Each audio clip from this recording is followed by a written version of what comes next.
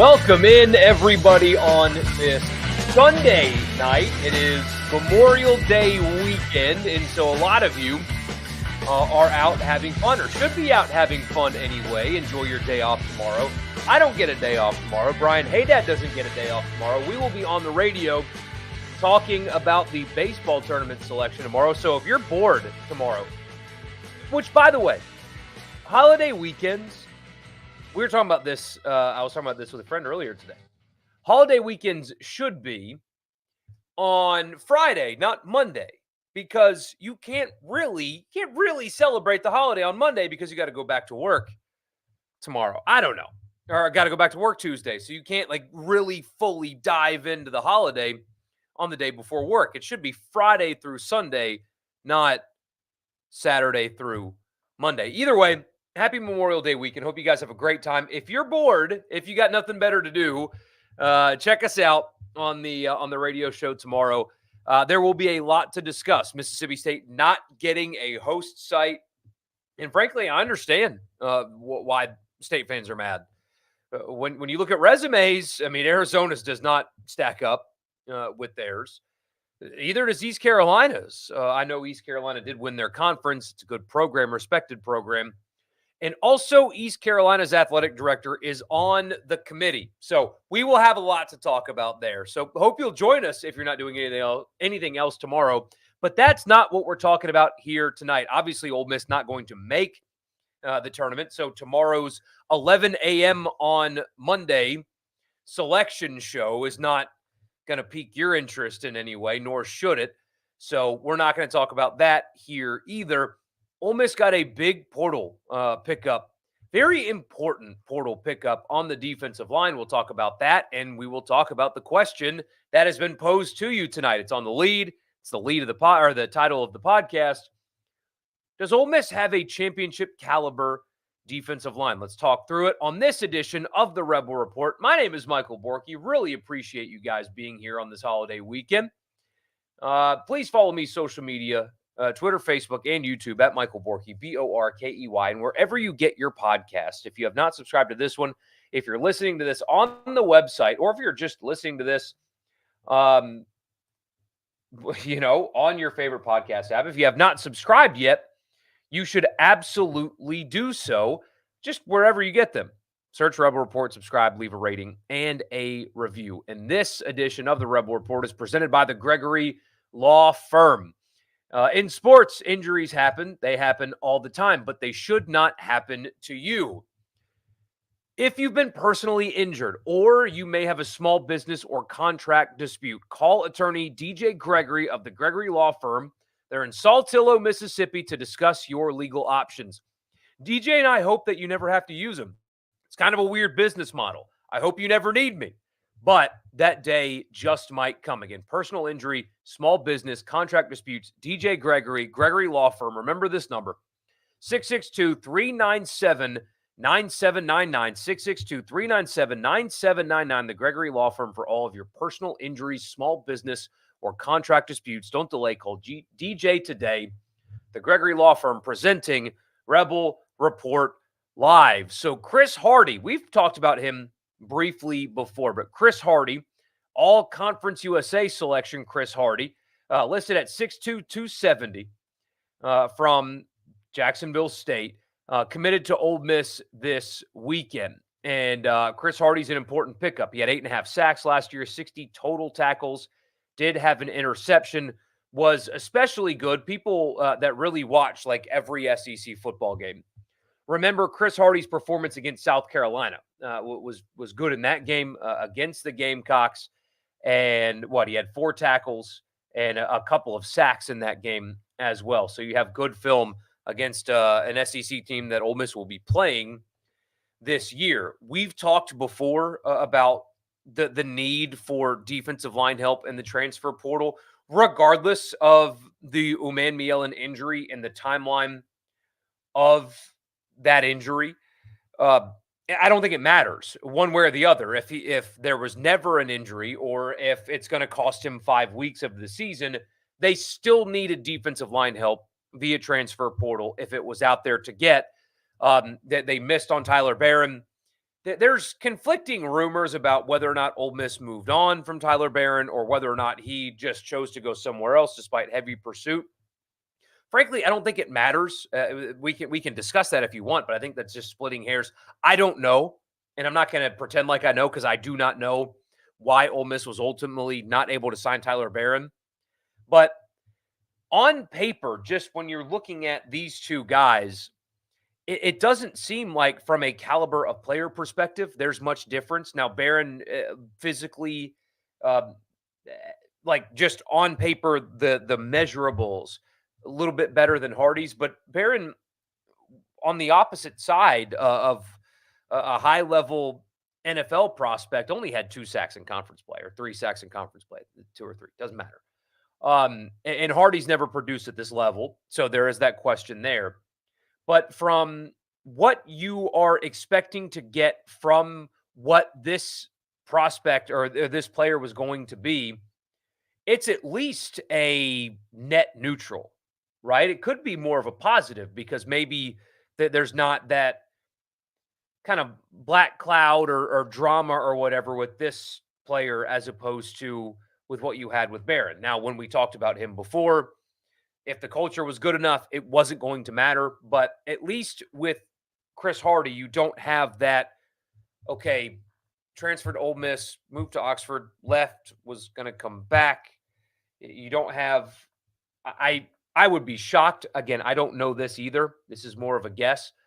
But I would be shocked if Chris Hardy is as expensive as what the going rate for Tyler Barron was as well. So you might be saving money to get a prospect that is at least it looks like on paper going to be as productive, if not more productive, than what you were going after with him. Maybe I'm wrong. I certainly could be, but it feels like this is at least a net neutral, if not just a outwardly positive addition relative to what else was out there and what else they could have gone after in this window.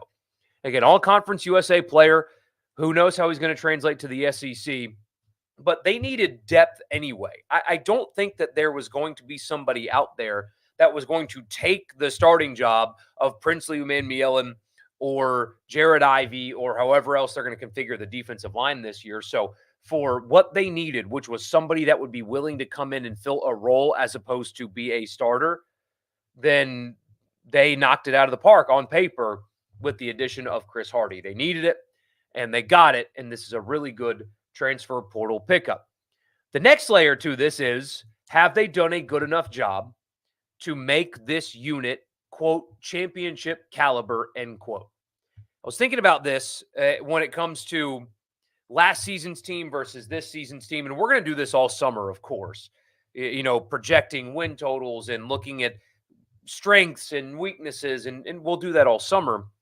But one thing that I know we talked about all the time last season was Ole Miss's depth on the defensive line, but it was lacking the player that you feared. We talked about that basically every week, that Pete Golding did a really good job of playing a lot of guys. They had really effective depth, but they had what felt like a unit that was filled with guys that like they were lacking the feared player, the first round pick kind of prospect that creates championship level defensive lines. And they did not have that a year ago. They had good, they didn't have enough great on that defensive line.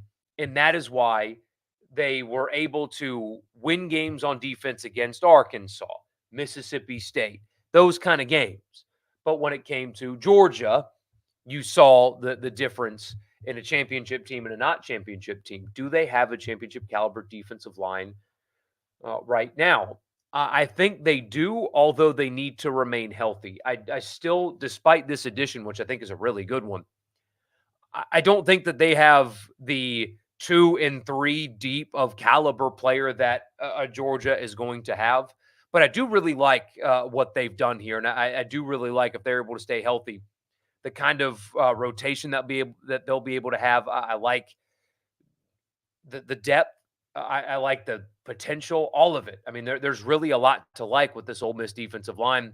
It might be the deepest one they've had since I've lived here in Mississippi. You guys obviously know about the starters already with Ivy and Pegues, returning and Walter Nolan and Uman Mielen when he comes back healthy, that is a championship caliber starting four on the defensive line without a doubt. You can win big time football games with those kind of guys. You've got the perfect balance of quality. Like, I think that Pegues and Ivy are going to play at the next level. Are they going to be first round picks? No, but they're going to play at the next level. So you've got quality and then you've got feared. Princely and Nolan will be feared. And the thing is, you can't double both of them because Ivy and Pegues can beat you on their own. I mean, Ole Miss they have a defensive line that you can win championships with. Pete Golding likes to rotate guys. I really like what you got from like a Kalo Stone last year. I liked what you got from Xavier Harris. Maybe they're going to do some things like with Dudley, like they did in the bowl game, to kind of get him coming off the edge as well. But everybody's talked about that recruiting class as well coming in. So they've got high-level starters. They've now got capable and experienced backups. They've got incoming freshmen that you should feel good about. I don't think the depth 1 through 3 deep is Georgia caliber, but I do think that if they're able to stay relatively healthy, this is a group that you can win, you can make that playoff run with, especially now with the addition of Chris Hardy. We talked about it last year. What I loved about Ole Miss last year as well, and what I loved about the way Pete Golding handled personnel on defense is that they were able to they played so many guys, and Ole Miss's defense played their best football in the fourth quarter basically all season. Georgia was a different animal. They got worn down by Alabama, but the LSU game, for example, they get torched for 3 quarters, but in the fourth they played their best football when it mattered most. And I think part of that can be attributed to how they rotate personnel and how they keep guys fresh. And they have the ability to do that again, despite, they lost some pieces on the defensive line. Josh Harris is gone. Obviously, oh my gosh, he was the Chucky Mullins winner. I'm such a clown. His name is escaping me. This is embarrassing.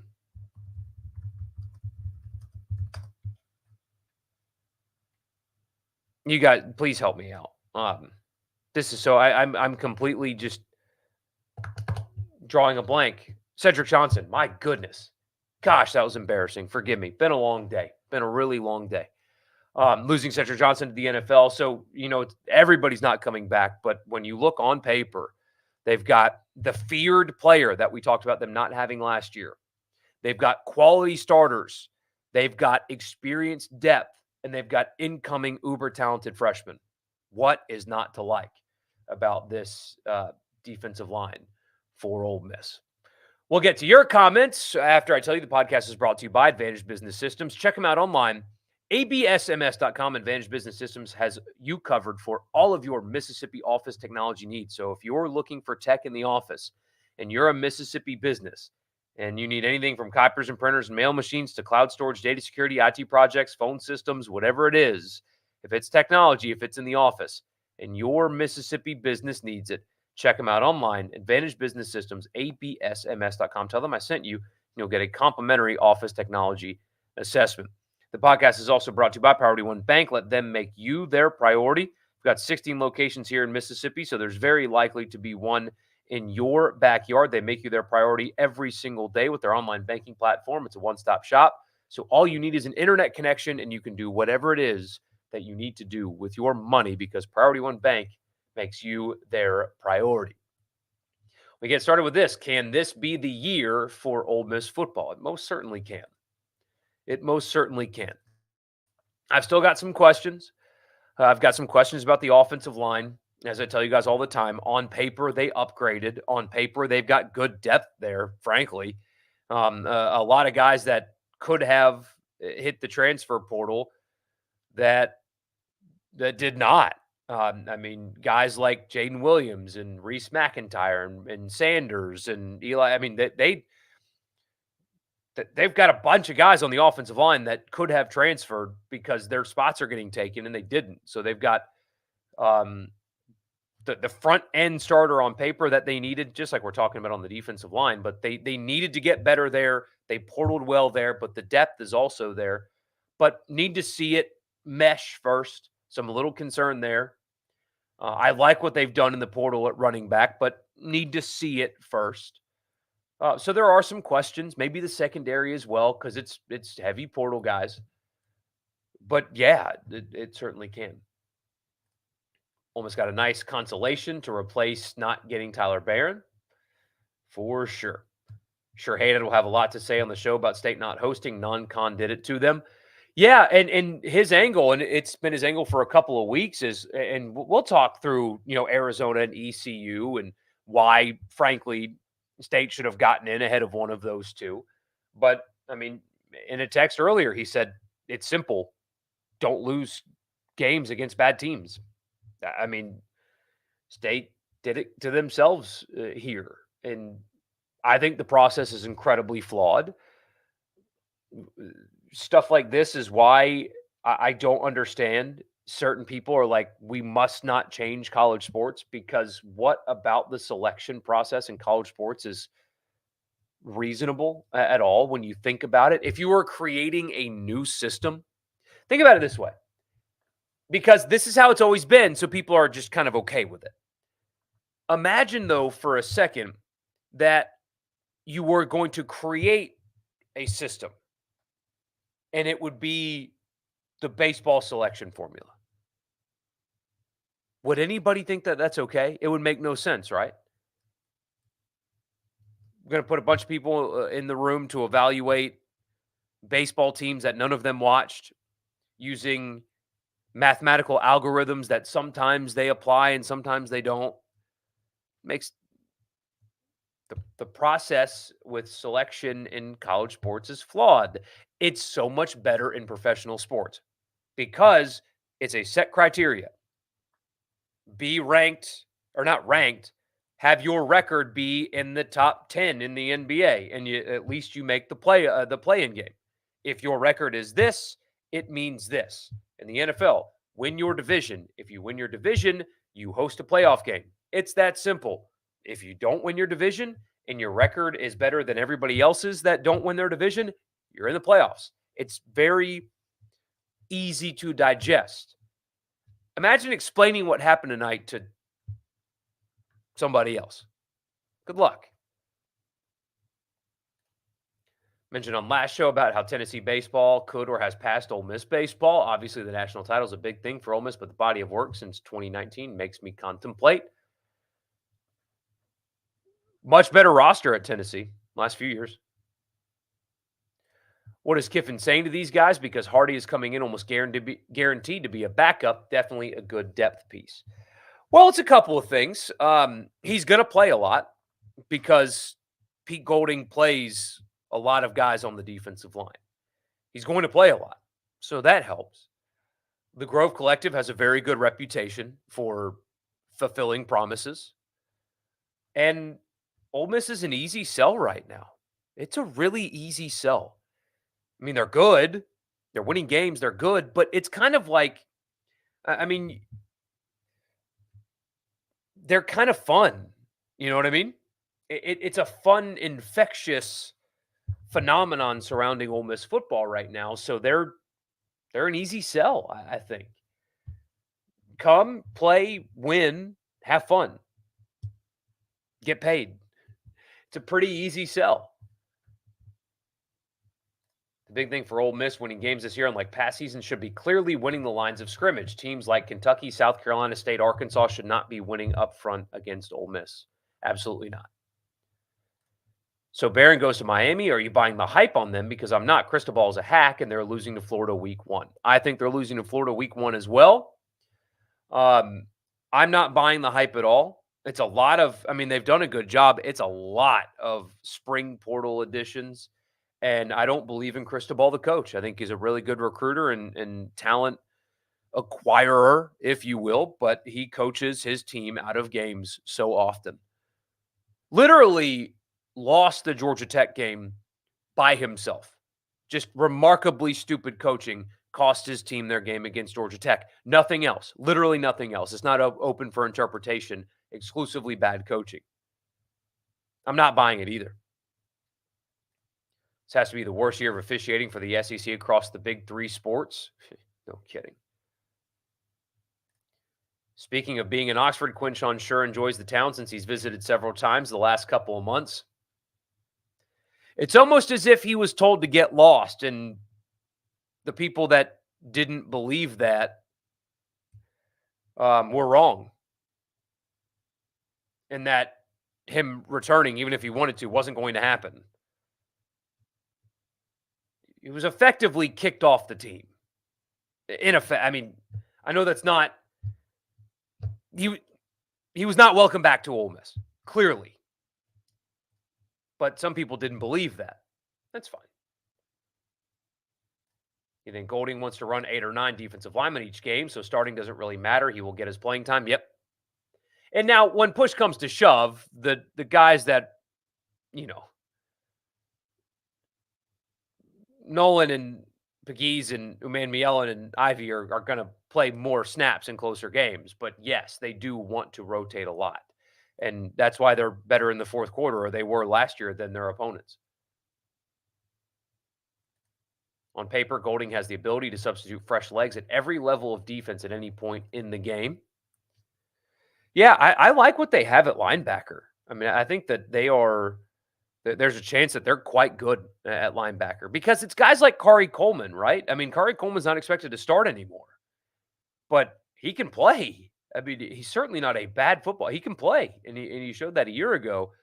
So, I think they're at least 2 deep at linebacker, maybe even more than that.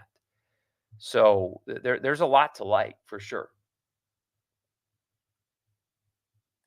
Championship calibers, Ohio State, Georgia, Alabama, etc. I'm not putting Ole Miss in that category yet. I think the difference between those is depth, but Ole Miss has the formula to be that. Is this the year of the 2 tight end set? They certainly have the personnel to run 2 tight end sets. I've talked about it with you guys before. I'm still really excited to see if they decide to just grind it out, get a 2-touchdown lead and just bring in a couple of tight ends and just run right at people and make the third and fourth quarter of games just move like that because they're just running clock down with 5-yard carries every 30 seconds and wearing teams down. I would love to know if that's something that they're going to try to do this year because it looks like they have the personnel to do it.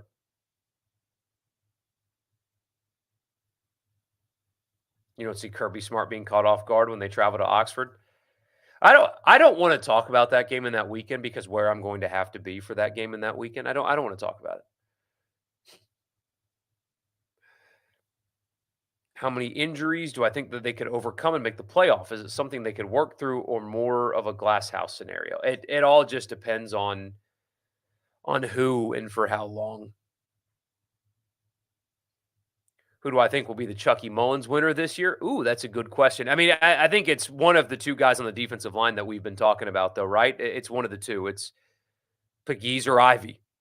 It's got to be one of those 2 guys. And, some people care about this. Some people don't care about this. Some guys wear the patch for different reasons. I think that moving forward, this is just my opinion, knowing what I know about the story. I think that the jersey or the award should go to somebody that's willing to wear the jersey. And that doesn't mean anybody that chose not to and chose to wear the patch instead is wrong. I'm not saying that. I think that there needs to be a number 38 on the field. That is something that as years go by and eras change and stuff like that, that is something that Ole Miss has to preserve. The number has to be on the field. There always has to be a 38 on the field at Vaught-Hemingway Stadium. Has to be. You can't let – I know sometimes things fade and traditions change and stuff. That is something, in my opinion, that you cannot let fade. There has to be a 38 on the field playing defense for Ole Miss every year, every game, every season. That has to preserve, in my opinion. So whoever's willing to put on the jersey. Make Katie Hill the honorary captain and Chucky Mullins winner. What a remarkable person he is. Just an outstanding person. So glad you joined while I was live. You got a question while you're here. Do I think Princely is as good as what people think? Do I think Ole Miss can beat Georgia this year? Do I think they can? Yes. My prediction as of May 26th is that they will not. I think Georgia's going to win the SEC and the national championship this year, and I don't think they're going to lose a game. Yes, Princely is as good as what people think. Now we'll see what he's like after the shoulder surgery. I know that there was some criticism from Florida people about taking plays off.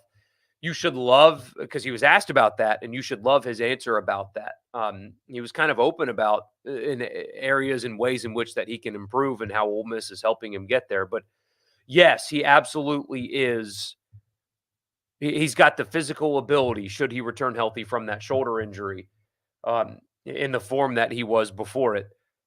One of those Marquise Haynes type feared guys off the Sam Williams that when he's on the field, quarterbacks have to know what he's doing at all times. And there's always a chance that he could change the game in one drop back. He is that guy. He absolutely physically can be that guy. You feel like this is a defensive line that LSU would have had in the past? This is a defensive line that LSU would commit crimes to have right now, considering what they have. Are you being too negative saying that they can't beat Georgia? They haven't lost a regular season game since 2020. No, you're not being too negative if you don't think Ole Miss is beating Georgia. Absolutely not. Can they? Yeah, I think that this team can, but you're right. I mean, Georgia's a machine. It's the most talented, it's the deepest, most talented roster in college football. And they return an experienced quarterback on top of that. Kirby has built a machine. So no, you're being rational. You think Ole Miss will have to work harder than every other team ranked to impress the playoff committee? You might be paranoid, but you think they will seek reasons to leave them out. I hear you. I do. I do disagree, though. I think Ole Miss is getting a ton of preseason recognition. And people say that doesn't matter. Oh, who cares? Preseason polls, they don't matter. They do matter.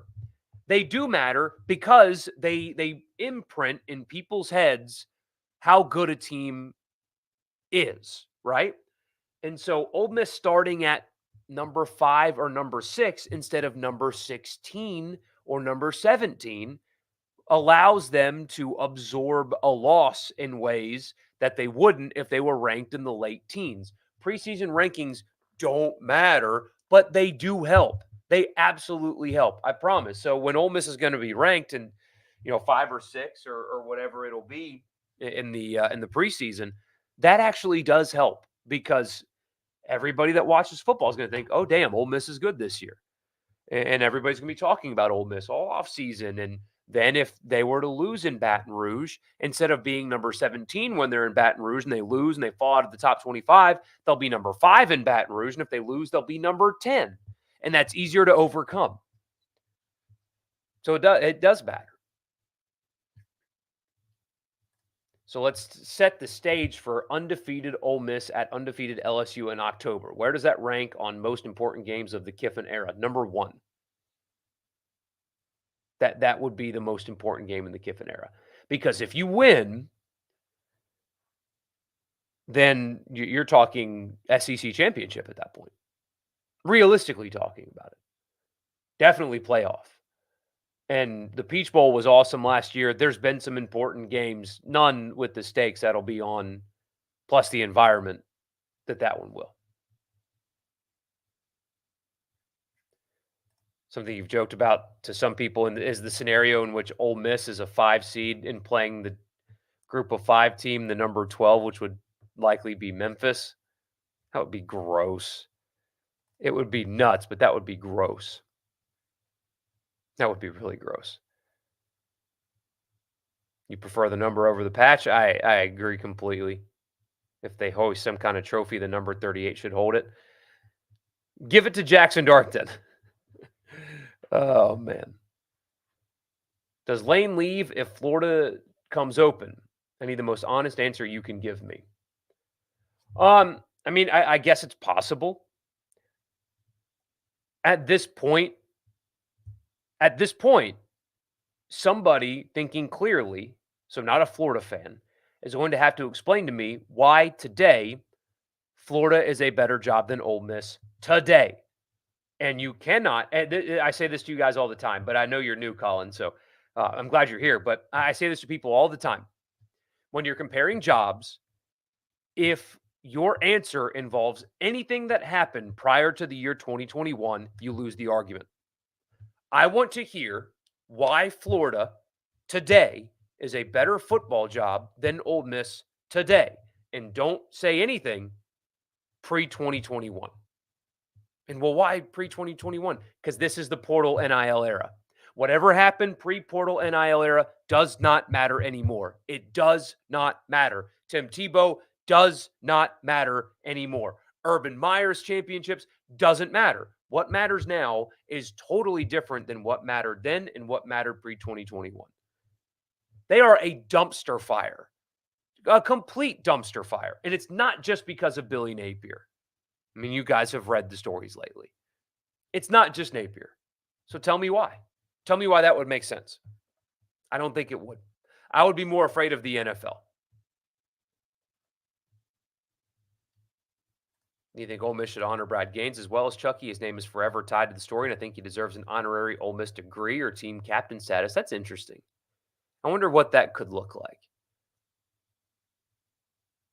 It's an incredibly tragic but beautiful story at the same time. That's got to be preserved.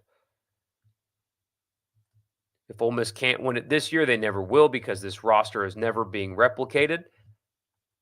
I disagree with that last part. It's really hard. It will be really hard, but I don't think never is the appropriate word there. Because yeah, Ole Miss 2015, Ole Miss 2014, that defense, holy crap. If they do beat Georgia, I don't want to see them in the playoffs. I think a pissed off Kirby is the new pissed off Saban. Never forget Bama having such a huge lead that a fifth string running back scored a touchdown. Yeah, I remember that.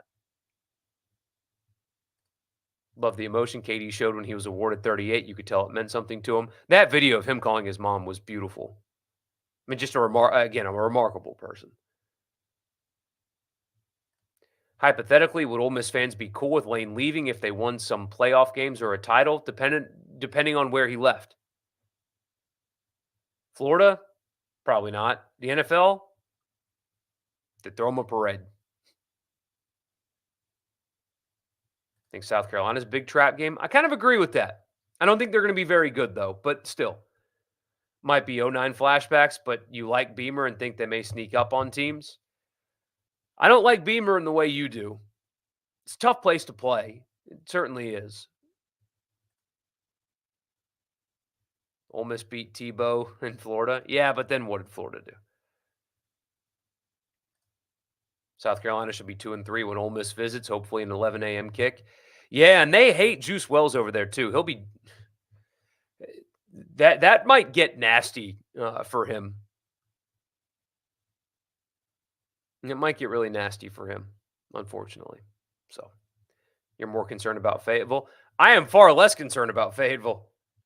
I mean, I think Arkansas is going to be an absolute pathetic disaster this year. I mean, a disaster. But we shall see.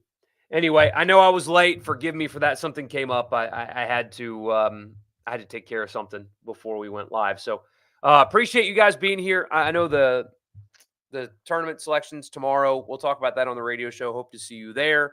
And then we will be back live on Tuesday. I thought about doing a here's what the settlement means for Ole Miss edition of this, but I think people are kind of talked out of it. And quite frankly, it didn't really change anything.